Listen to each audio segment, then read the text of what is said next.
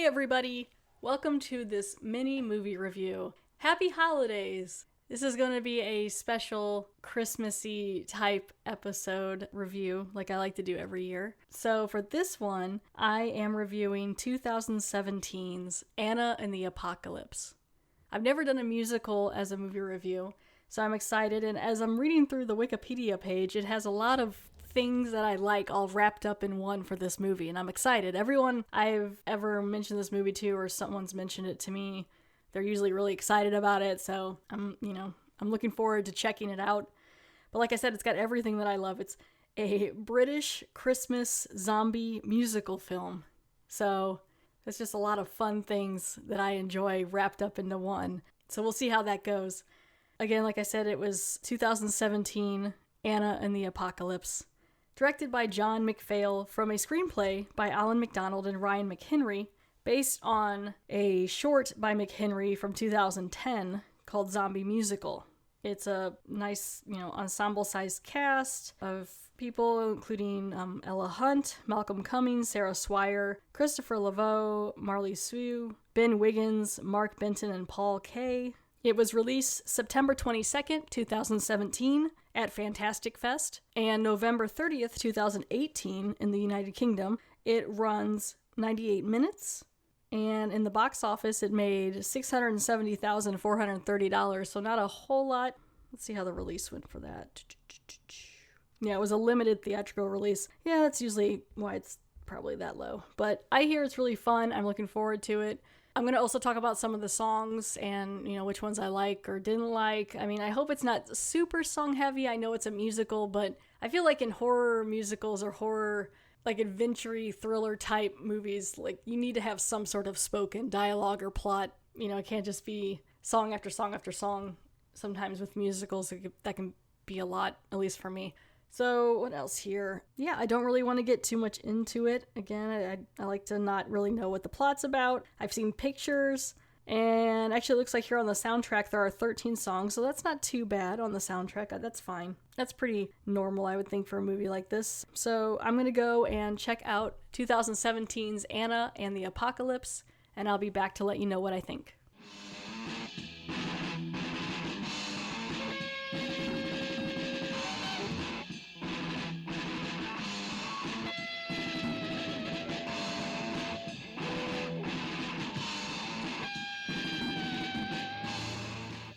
And I'm back. So I watched Anna and the Apocalypse. Before I get started, let me put out a disclaimer here about how I feel about musicals. I love musicals. I've been in a few. I enjoy singing them. I'm not super caught up with the newer ones. And this movie is definitely, it is in high school, but it's definitely a little more aimed towards younger theater kids, probably. Like, I know when I was working with some younger theater people, they were more into like Dear Evan Hansen, Heathers, Mean Girls, all the different newer modern musicals that are going on, even Hamilton and things like that. And I'm not big on the musicals where they speak, so I have not watched Hamilton. I'm sure I'll love it. I'm sure I'll love the costumes and the dances and everything, but the whole like speaking as you're singing just it's not my favorite. I prefer more of like rounds and harmonies and things, which did appear in Anna and the Apocalypse, which I appreciated, and I will get into that. But I'm into more of the older musicals. I've been to a couple of new ones. A year or two ago, I saw Beetlejuice in New York. It was fantastic. I was a little skeptical at first because it was like, I wasn't sure what kind of songs they were going to do, but I really enjoyed it. Have I gone back and visited those songs? No. Doesn't mean I wouldn't. Like, I like to switch it up and work through different sections of different musicals. So right now I've been singing Next to Normal. That's the one I've been working on right now. So, maybe I'll bounce around to some others after that. So, let's break down Anna and the Apocalypse. This movie was actually shot in Scotland. There were a couple parts missing. I think there's like 10 minutes missing from the version I saw. But Anna and the Apocalypse starts out in Little Haven, England, which is they're actually shooting in Scotland. Anna Shepherd is almost done with high school, and she's being driven into school with her best friend John and her dad.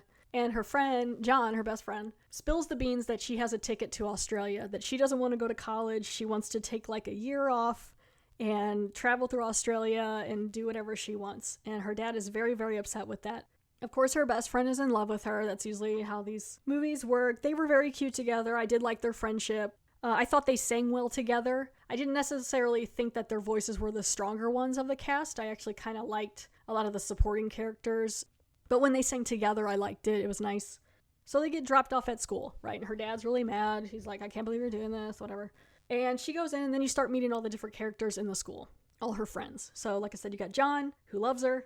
Then you got Chris, who wants to be a filmmaker. He's like doing all these shots and things in different horror movies and things or whatever. And he's having a hard time with the class assignment. There's a transfer student, Steph, who I really liked her. I think if I was going to play a role in this musical, that would probably be my role. She was played by Sarah Swire, and actually I think I liked her voice the best out of everyone in the production or in the movie. She has parents who are like off in Mexico, and she's all by herself, and she's trying to like save the world, like save homeless people and all this stuff. So I wrote some notes down while I watched this too, so let's see. So they're going through the school. Chris, the filmmaker, has a girlfriend named Lisa, who's a performer, like in the musicals and things and plays. I really liked their relationship. I thought they were very cute. Then there's the headmaster, Mr. Savage. I really didn't understand why he was so mad. He makes fun of Anna's dad, who's the janitor at the school, and I'm like, schools need janitorial staff. There was a guy who did it in my grade school, middle school, who was great. Everyone loved him. So, like, I don't see the point of making fun of this guy. He did nothing else to you. He's also mean. Mr. Savage is also mean to the students. He's mean to the other teachers. He just has like this power hungry thing for no reason besides just being power hungry. It kind of reminded me of like his songs and stuff kind of reminded me of, what is it, Dr. Horrible's sing-along blog or whatever that one is with Neil Patrick Harris. It kind of reminded me of that. So yeah, all that's going on. There's also a guy named Nick who, in the plot here on Wikipedia, it says it was her one night stand, but I don't really think that was the case. I think it was more they just got together and maybe spent the night together, and then people thought they slept together or something like that. They're not together, but Nick has a huge crush on her, and she kind of does too in a way, but it's weird, it's off. She wants to go do other things and not be held back by anything. Unfortunately, there's a zombie apocalypse coming, so her plans are about to change. So Mr. Savage, like I said, is horrible. He's the bad guy in this thing besides the zombies. He's kind of this thin little beanpole man in a brown suit and facial hair. And I liked his character in the sense that he had a real snivelly kind of voice. Kind of reminded me of Scar from Lion King. And his songs were fun. It was just, I just wish there was more of like a reason to hate him kind of thing. It was just like, okay, well, he's just annoying and bad, so we hate him. So the first song was like, Christmas Means Nothing Without You, okay. Then you get the second song, Breakaway, and that's when they're in the school, and it's like Anna and Steph and John all singing, and it's like in a round, and I liked it. It was a good way to open up the scene, just like set the day, set the tone. They already heard like a small report about zombies or about a disease on the radio, but they've ignored it. And as a zombie flick, it's a decent one. I mean, it's pretty standard zombie. Some of the stuff's kind of fun. It's more comedy. I'd say this is more of a comedy than a musical than a zombie movie. So then the days go on. Then they have the next song, Hollywood Ending, which is in a cafeteria. That's kind of their big hit. As far as songs go, this is like their big song. It's a fine song. I thought it was cute. Like, it really set the scene for like all the different characters. You could find out Chris and Lisa were together. You can find out about Mr. Savage and everyone else.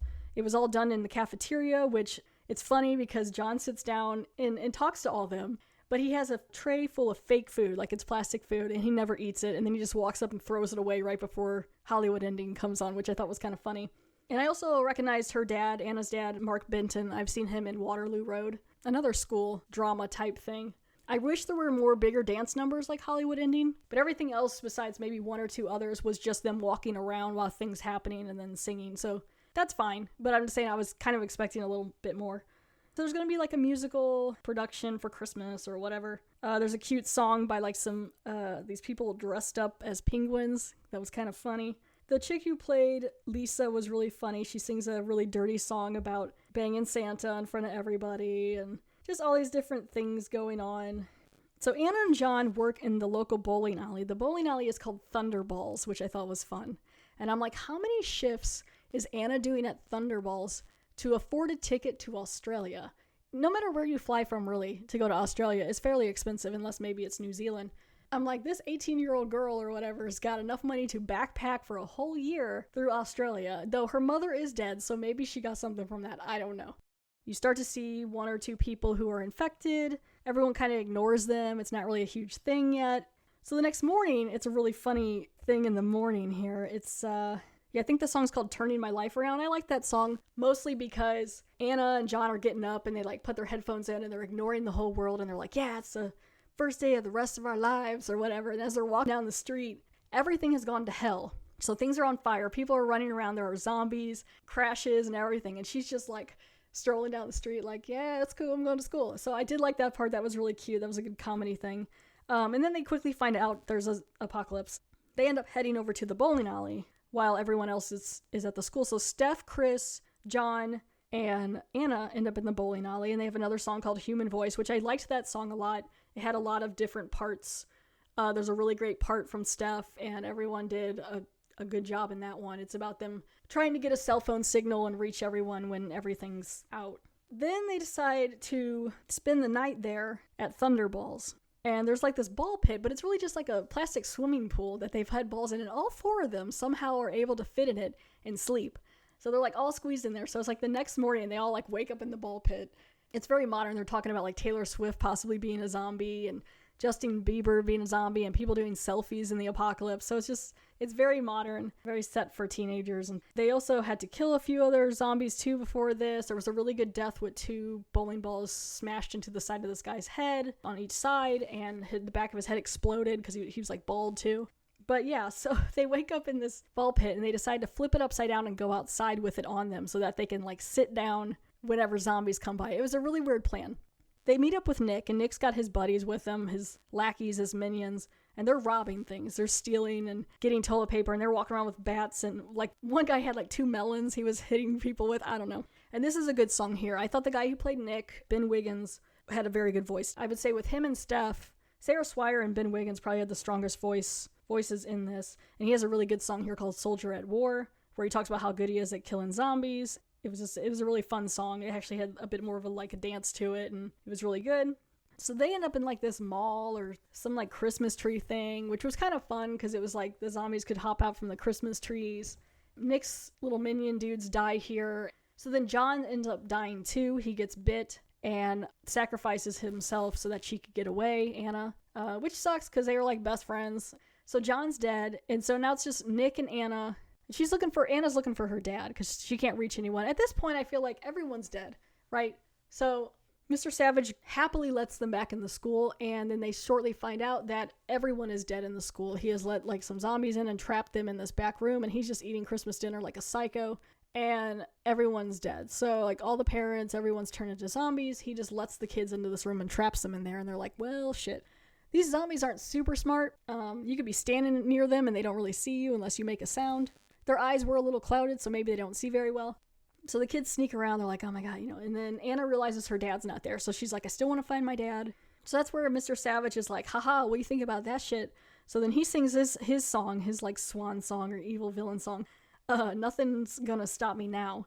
Which at first when I saw that, I was like, are they gonna make a play on Jefferson Starship? And then I was like, oh no, it's not. It's nothing. It's something else. And it was a cute song. It was fine. Eventually they get out and everything, and they kind of split up. So then like Anna goes to find her dad. Mr. Savage has him like tied up on stage, and they're like zombies and things. And then in the meantime, Steph's trying to get the keys for her car because Mr. Savage took them. So her, Lisa, Chris go to the office, and this is really, I laughed pretty good here. So Steph sneaks by the zombies, right? And she gets into the room, and then she's going through all the like lost things, and she's finding things, and she finds like a vibrator or something, and she's like, oh my God. And she makes this sound that like lets everyone know that she's in there, and then the zombies start acting up. So Chris and Lisa, who I said were very cute, they grab tinsel off the wall and they start like shaking the tinsel, like trying to distract the zombies. And I was laughing pretty hard on that. So they're like, ooh, over here, and Steph's like, ah, shit. So she gets out, and they're hiding behind, Lisa and Chris are hiding behind the TV. She's like, what are you guys doing? And then they all get bombarded, and unfortunately Lisa and Chris get bit, and they decide to just go together and become zombies and hold each other. And I was like, it's a bummer. And so they die. So then Steph gets out, and she's all upset because she's like, they needed to get the keys, but still. And so back in the theater, there's a song like Give Them a Show. where she finds out about her dad. She does this long running jump thing and like gets on stage. Unfortunately, her dad has also been bitten, and it's like, well, good thing she got there in time, because it's literally like 10 minutes until her dad turns. Had she not made it to the stage then, she would have missed it. And so she's like, come with me, and he's like, I can't, and she's like, damn it. And then Mr. Savage gets torn apart. She gets out. So the only survivors in this, because honestly, it's a kind of a bleak movie. I was a little surprised that it ended so darkly in a way, because it's like no one really makes it. It's Anna, Nick, the guy who had the crush on her that she kind of had a thing with, and Steph. That's it. So then they all get in the car and they're like, well, where to now? And they're like, and they just like drive away, and then that's it. And I was hoping there'd be like a stinger or something, but there wasn't. And then they sing another song like, What a Time to Be Alive. So all in all, the songs were okay. There's a couple I will probably go back and check out. I did like some of them. If I had to rate 2017's Anna and the Apocalypse, I'm probably going to give it 5.5 penguin costumes out of 10. Maybe even 6 out of 10. But it's definitely worth a watch if you like any of those things. Musicals, comedies, zombies. It's just not quite what I was expecting, but it was still really, really fun. Got me in the Christmas spirit, kind of, even though everything went to shit. So yeah, I give Anna and the Apocalypse 5.5 penguin costumes out of 10 penguin costumes. Thank you so much for downloading and listening to this mini movie review. I also recently did a movie review on the Cinema Recall podcast for 1976's Carrie. So if you want to check that out, I will put a link in the notes.